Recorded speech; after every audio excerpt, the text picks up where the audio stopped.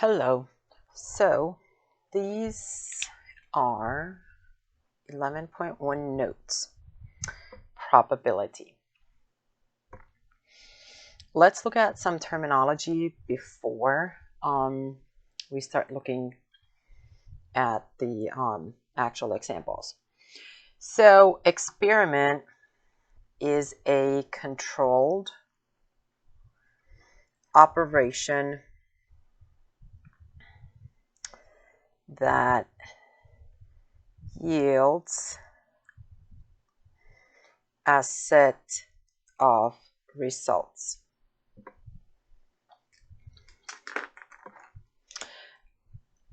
Outcomes are the possible results of an experiment.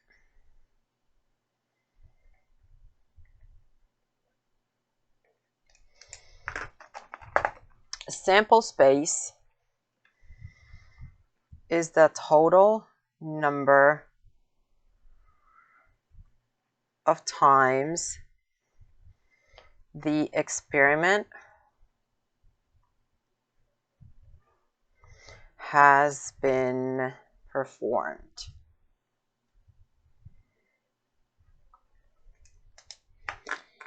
And an event is the subcollection of the outcomes of an experiment.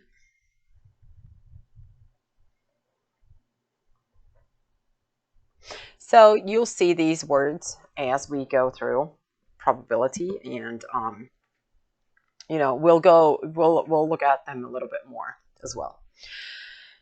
But first, we're going to look at empirical probability. And so empirical probability is determined by actual observations of an experiment.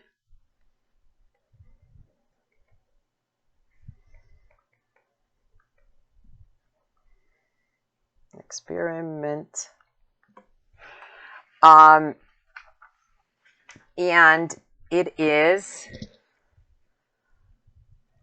so every single time we're calculating a probability, we will put a capital P, and inside parentheses, the event. And that's going to equal the event. So whatever the subcollection of the outcomes of an experiment are, divided by our sample space. So total number of times the experiment has been performed. So this is how you compute empirical probability. Okay, let's go and look at an example now. Example 1. At a music store in New York City, 46 people entering the store were selected at random and were asked to choose their favorite type of music. Of the 46 people, 12 chose rock, 10 chose country, 4 chose classical, and 20 chose something else. So identify the sample space first. So the sample space is total number of times the experiment has been performed. So if you think about this experiment, we had people entering the store. So the sample space is that 46. The experiment was performed 46 times as the people entered the store. Now, find each empirical probability. So first, we have the probability of the people who favor rock. So it says here 12 chose rock. So we're going to do 12 divided by 46. And now these both are divisible by a 2, so we can actually reduce this to 6/23. And that would be the probability of people favoring rock, 6/23, 6/23. Okay, next probability are the people who favor country, and that is 10. So we have 10, and our sample space still stays the same. So 10/46, and again, both of these are even, so we can reduce them to 5/23. So 5/23. Next, 4 chose classical. Or, no. Yeah, 4 chose classical, so we're looking at the probability who favors classical. So we have 4/46. Again, these are even numbers, so we can divide by a 2, reduce them, or simplify them. We get 2/23.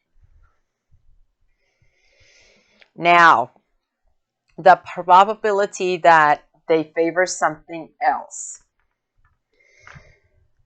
So if we look at, we had 20 choose something else. So 20/46. And again, we can simplify this by dividing by 2. We get 10/23.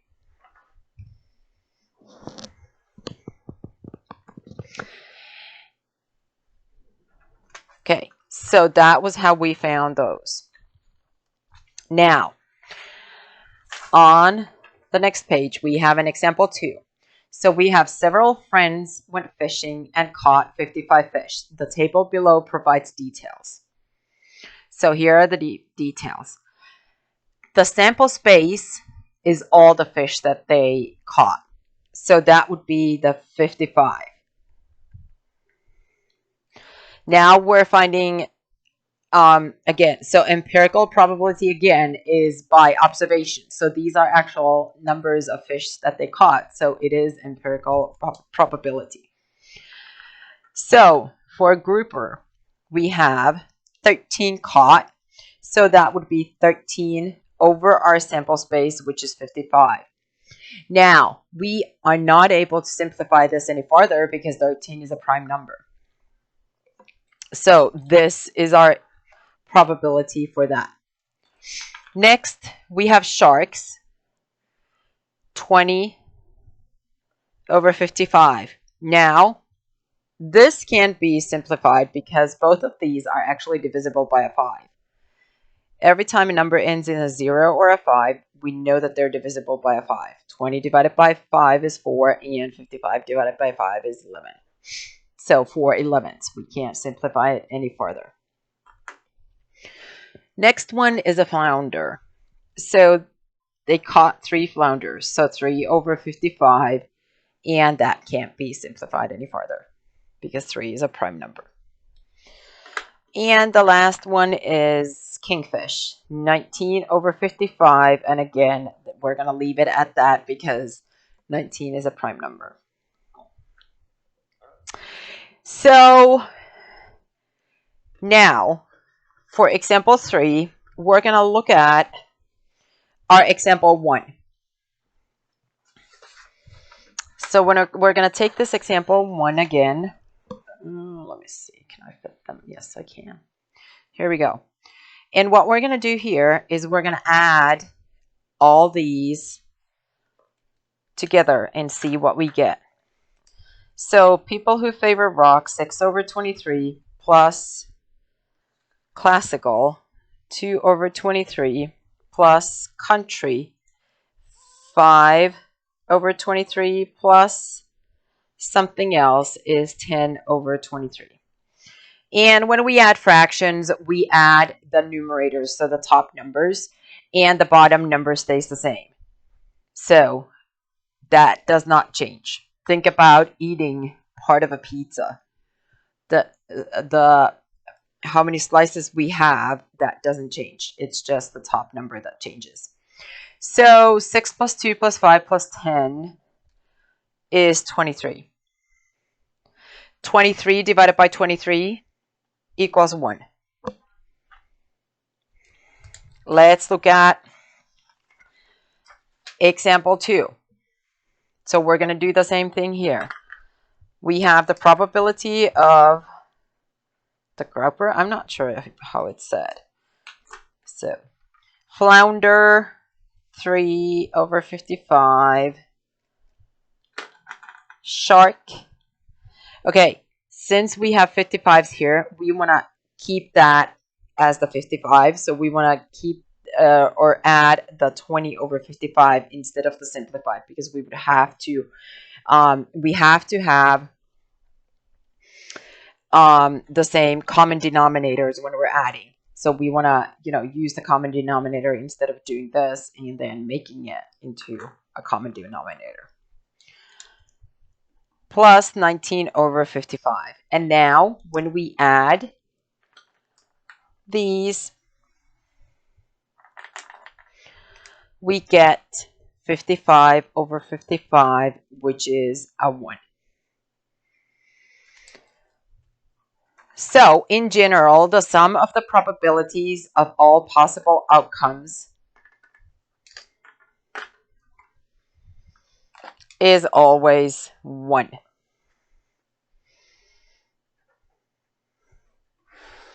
So, every single time you calculate all the possible outcomes, when you add, it's gonna be 1. Okay. Example 4. So, what is the probability of an event that is certain to occur? Certain means that it always happens. Well, that is going to be a 1. What is the probability of an event that cannot occur? Well, that's the opposite of 1, which would be a 0, or not opposite, but it would be a 0. So the probability of an event must be between which two numbers?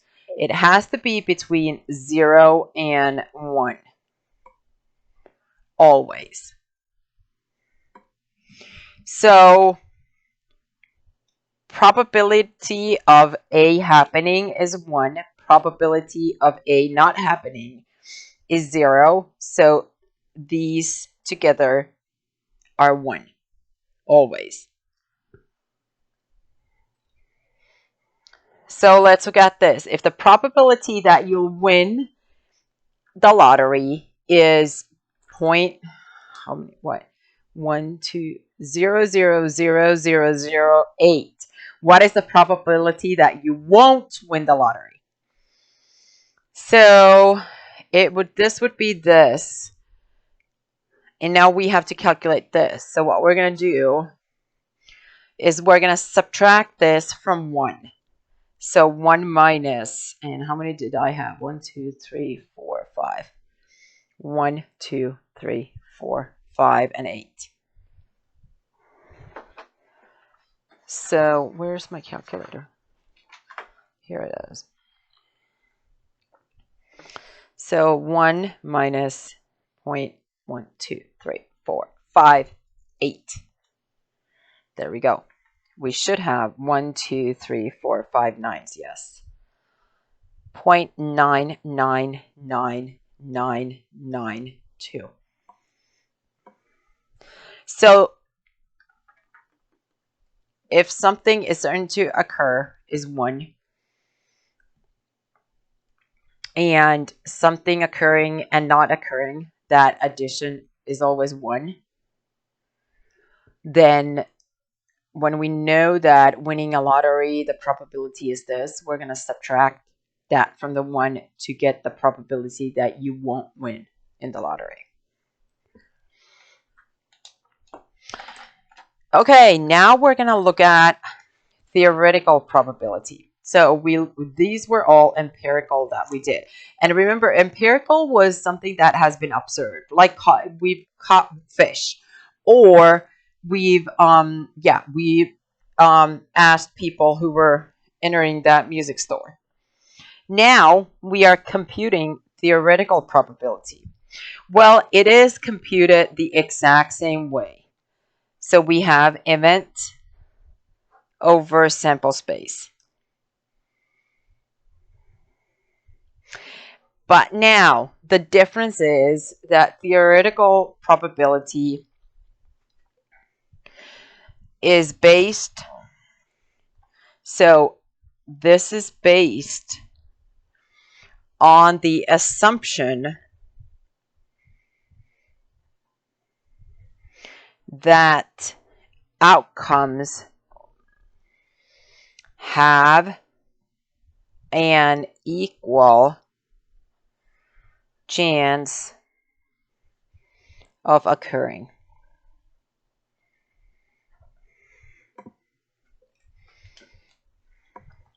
So instead of us observing something, we're kind of basing it on an assumption. So let's look at example 6. Each individual letter of the word Tennessee is placed on a piece of paper, and all 9 pieces of paper are placed in a hat. Identify the sample space. So how many pieces of paper do we have in the hat? We have 9 pieces of paper. Now, if one letter is selected at random from the hat, determine its probability. So how many S's do we have? We have 1, 2. So 2 out of 9 are going to be is going to be that probability. Well, what about not S? So that we can calculate 2 different ways. We know that we have 9 pieces of paper there. So, and we know that there are 2 S's. So we can do 9 minus 2, which is 7 over 9. Or we can, count 1, 2, 3, 4, 5, 6, 7. We have 7 other letters. Either way. So the probability of not picking an S is 7 over 9. Okay, the probability of picking a consonant. So consonants are not vowels. Vowels are A, E, I, O, U. So consonants, so here the only vowel that we have is E. And then we have a bunch of consonants. So we have 1, 2, 3, 4, 5 consonants. So this would be 5 over 9. So 5/9. Well, what about the probability of picking a T or an E? We have 1 T and we have 1, 2, 3, 4 E's. So that would mean that we have 5 pieces of paper where it has either a T or an E. So this would be 5/9. What about the probability of picking a W? Well, do we have a W here? No, we don't. So the probability would be 0 over 9, which is 0. We can't. I mean, there's no W. What about the probability of not V? We don't have any V's here. So all the 9 pieces of paper have another letter or have a letter other than V. So the probability of picking not V is going to be 9 over 9, which is 1.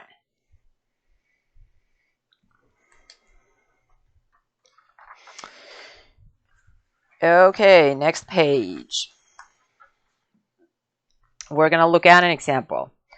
So we have a family that has 3 children. Consider the gender of each child.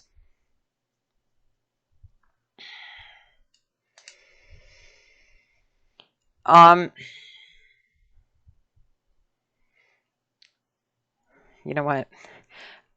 I actually would like Yeah, we've got more genders than this. Let's change this to the sex of each child, because that's something that you're. So we want to be gender neutral here. So MMF would represent a male for the youngest. So a male for the youngest. This is the youngest. A male for the middle, and a female for the oldest.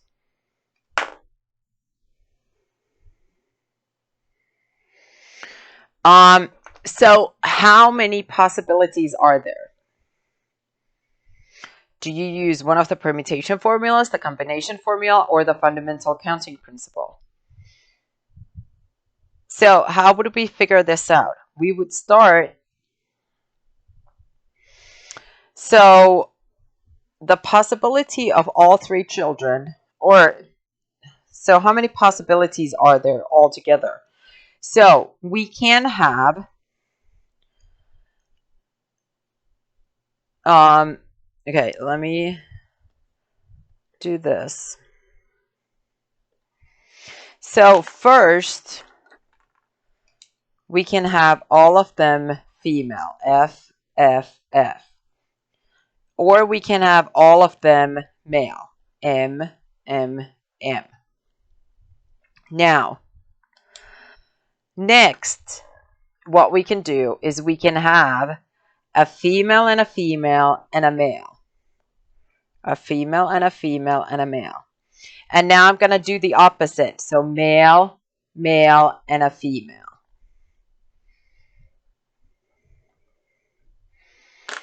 And then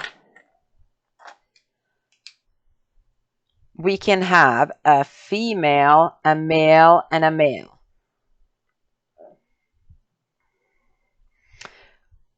And we can have a male, female, female.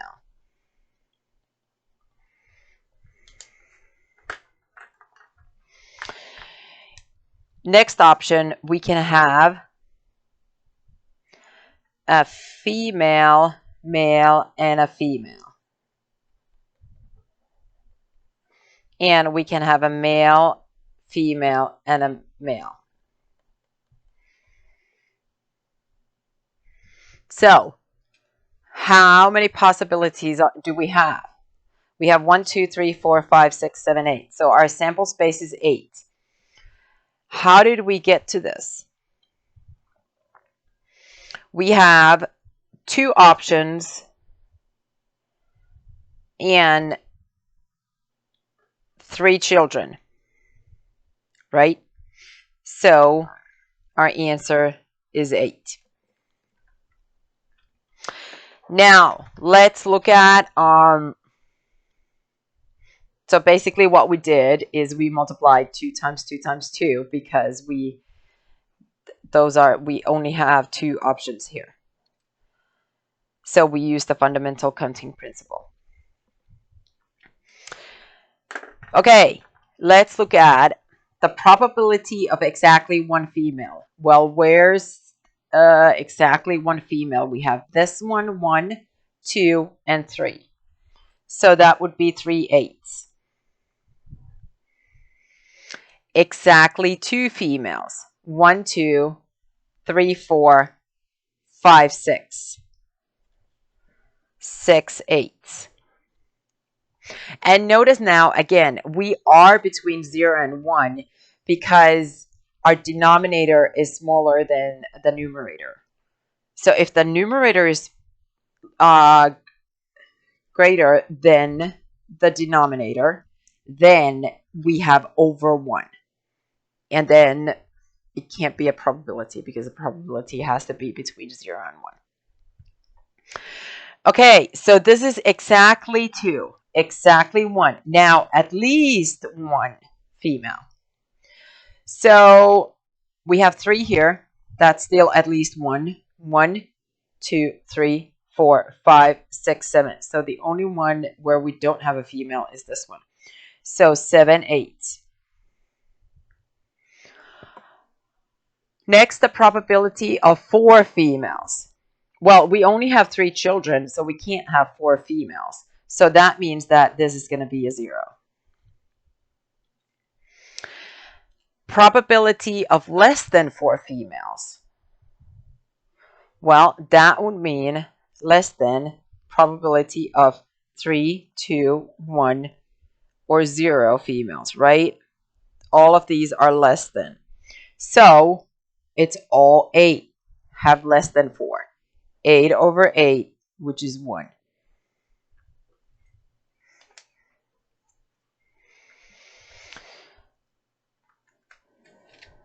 Okay, next, we're going to throw a single die. This is compound probability. A single die is rolled one time. Model each scenario with a Venn diagram and compute each compound probability. So our single die, let me see if I have a die here. I guess I don't have it right here.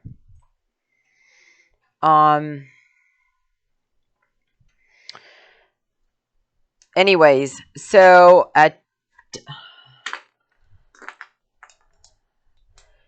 die has, one of the sides has 1. The next one has 2. And then we have 3, 4,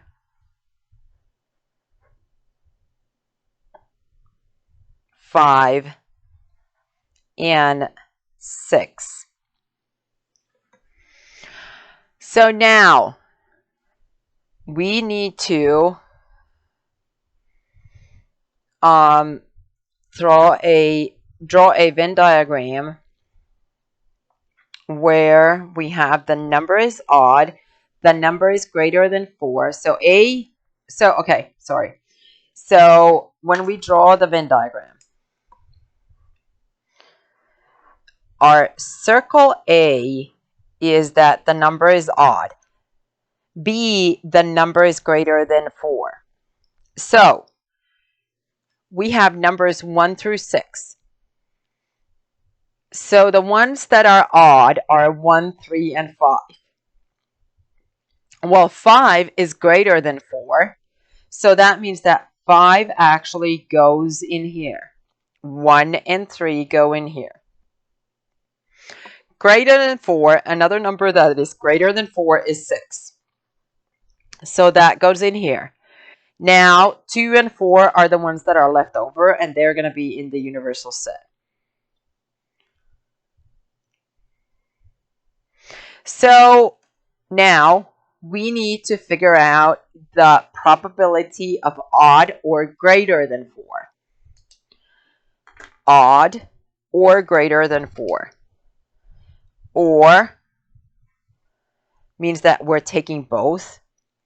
So or are all of these.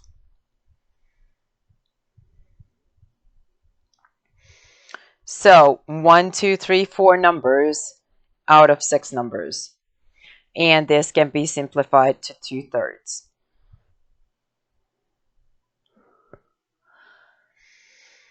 Now, odd and greater than 4.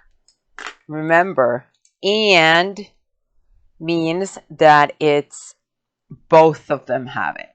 So that's number 5, and that means that it is 1 out of the 6. So 1/6.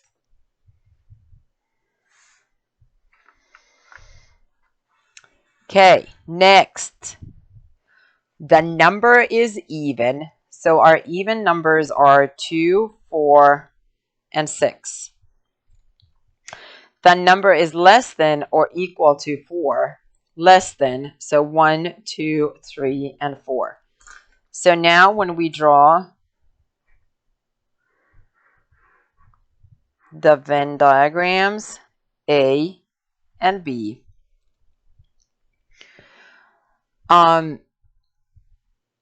A, then even numbers. Okay, well, we have 4 in both of these sets, and these actually should be marked with braces because we are talking about sets.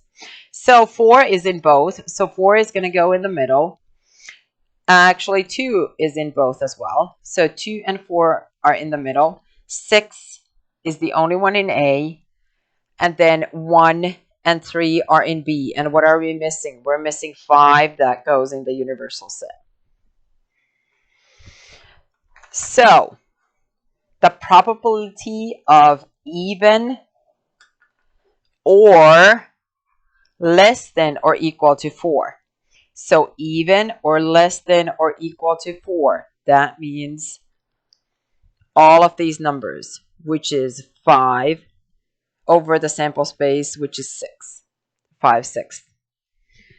Next, even and less than 4. Less than or equal to 4. So and, again, is this space here. We have 2 numbers there. So 2 over 6, 2/6. This reduces to 1/3.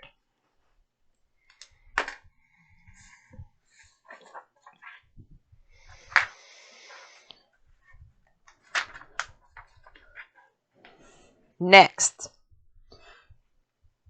the number is less than 2. So the only number that we have that is less than 2 is going to be 1. The number is greater than 4. That would be 5 and 6. Again, these are sets. So let's draw these. So here's our A and here's our B. So we don't have anything in the common area. So 1 is going to go here and 5 and 6 are going to go here. And then we have 2, 3, and 4 in the universal set. So the probability of less than 2 or greater than 4. So less than 2 or greater than 4, we're going to cover both of those. And it is 3/6, which we can reduce by a 3 and get a half.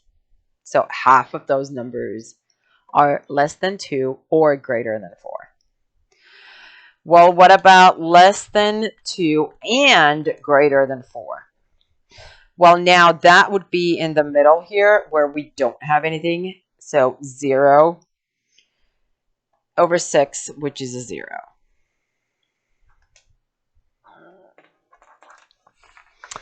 D. The number is greater than 2. So greater than 2 would be 3, 4, 5, and 6. The number is less than 4. 1, 2, and 3 are the numbers that are less than 4. So we have our Venn diagrams, A and B. 3 is the one that is in both sets. So 3 is going to go in the middle.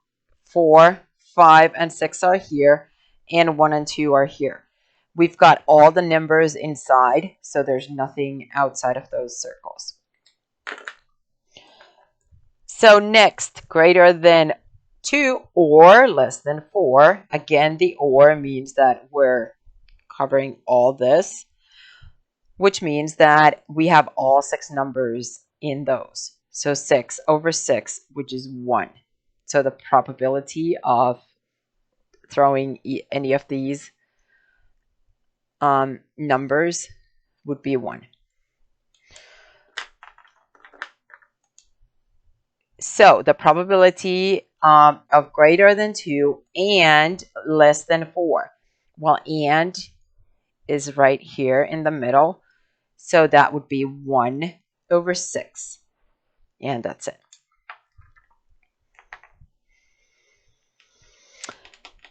Okay, now it's asking which examples involved mutually exclusive events.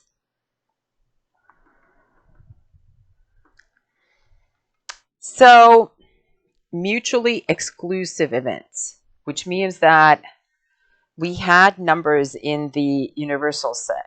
So we excluded some of them. A had, B, C, D did not. So A, B, and C involved mutually exclusive events. So these were the numbers that were in the universal set. D, includes everything. Okay, we're going to move on to odds. And this is something that a lot of times is confused with the probability. It looks similar. It is still, and they're kind of linked together, but it's not the same. So first, we're going to look at odds in favor of an event. So what that means. So for probability, it was always the event over sample space. The event over sample space. The event over sample space. This time, what happens is we're going to, on the top, we're still doing a fraction, is the number of favorable outcomes. And on the bottom, odds in favor is the number of unfavorable outcomes.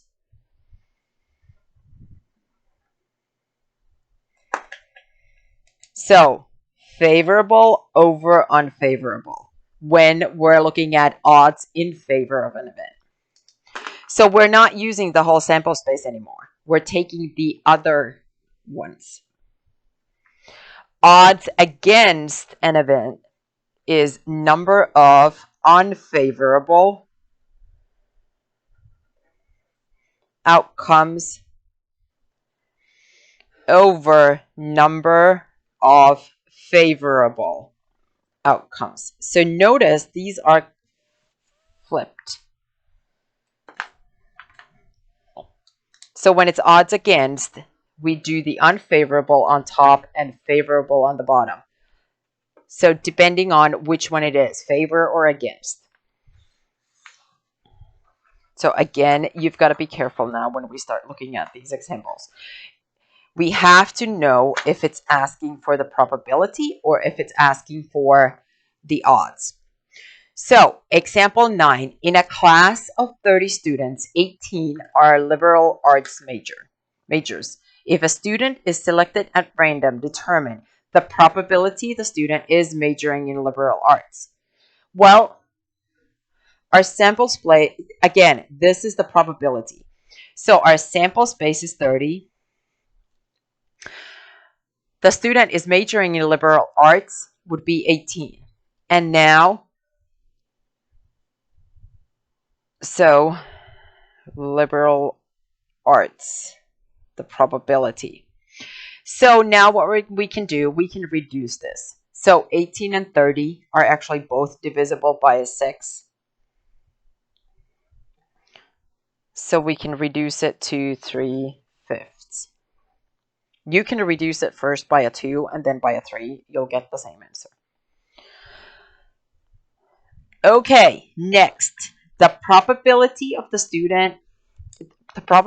student is not majoring. Not liberal arts. So we had 18. So not would be 30 minus 18, which is 12. So 12 over 30. And this we can again reduce or simplify to 2/5. Again, they're both divisible by a 6.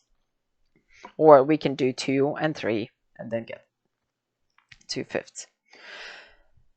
Okay, so that was the probability. Now, our C is the odds against the student majoring in liberal arts. So that means that since it is odds against, we're going to take the ones who are not majoring. 12 over the ones who are majoring. So 18. And most of the time, you'll see the odds written like this, 12 to 18.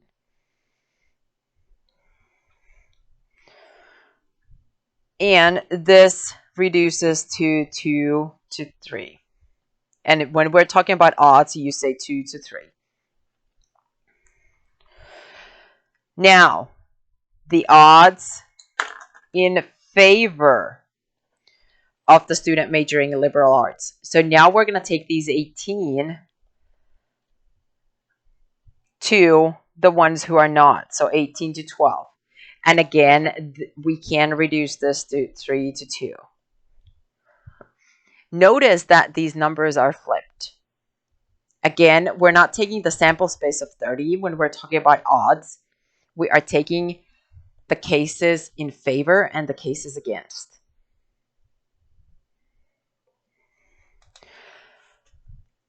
Okay, example 10. In her wallet, Anne has 12 bills. 6 are $1 bills, 2 are $5 bills, 3 are $10 bills, and 1 is a $20 bill. She passes a volunteer seeking donations for the Salvation Army and decides to select one bill at random from her wallet to give it to the Salvation Army. Determine the probability she selects a $5 bill. Again, this is the probability. We have 12 bills. So the probability of a $5 bill. Our sample space is 12. How many $5 bills did we have? We had 2. So 2 12s, which reduces to 1/6. Or simplifies to 1/6. B, the probability she does not select a $5 bill. So if we have 12 bills and 2 of them are 5, so then the 10 are not. And this simplifies to 5/6.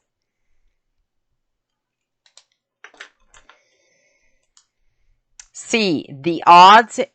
So these were probability. Now we're looking at odds in favor of her selecting $5 bill. So the odds, we're going to in favor. So she has 2 $5 bills. So it's going to be 2 to all the other bills that are not $5 bills. 2 to 10. The 10 comes from unfavorable. So the ones that are not $5. 2 to 10. And this simplifies to 125.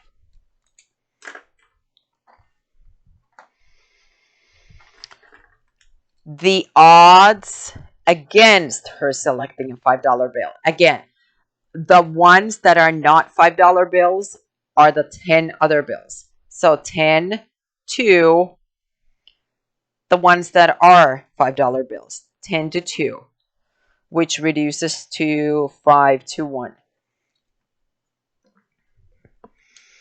Again, remember, probability, we use the sample space.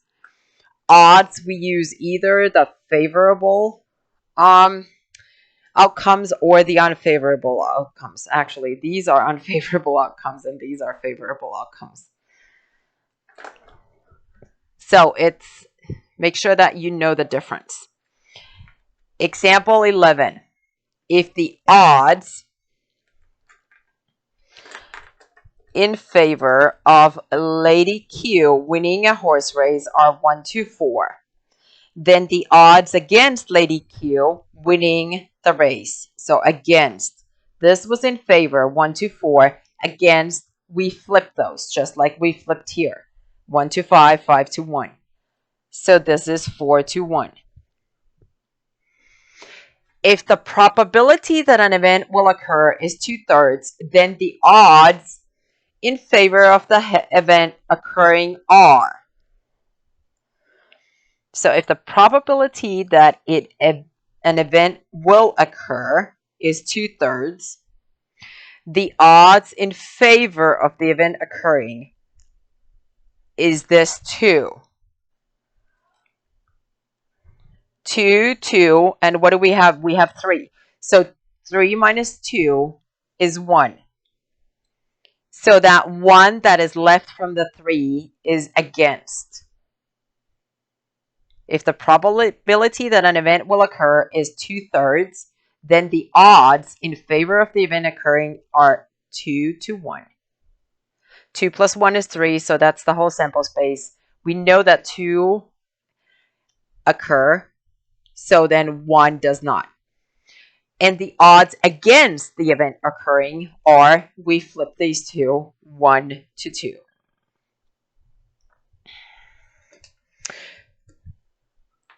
Next, if the odds against an event are 1 to 3, the probability that the event will fail. So these are against 1 to 3.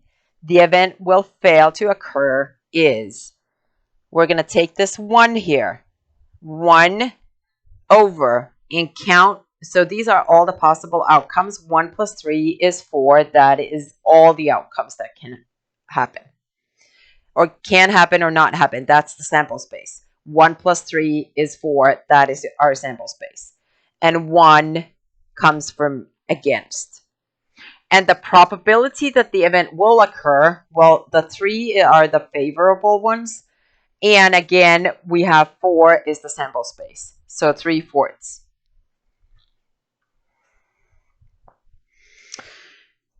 Okay, next. Example 12. If the odds against winning at Monopoly are 5 to 1, then the odds in favor. So odds against, then the odds in favor of winning at Monopoly are the opposite, 1 to 5. So we flip those. And that is again odds. Now we're looking at the probability. If the probability that an event will fail to occur is 1/5, then the odds against the event occurring are that 1 to 5 minus 1 is 4. 1 to 4. And the odds in favor of the event occurring are, we flip this. So we had 4 that were in favor and 1 that is not. 4 to 1. Again, 4 plus 1 is this 5, the sample space.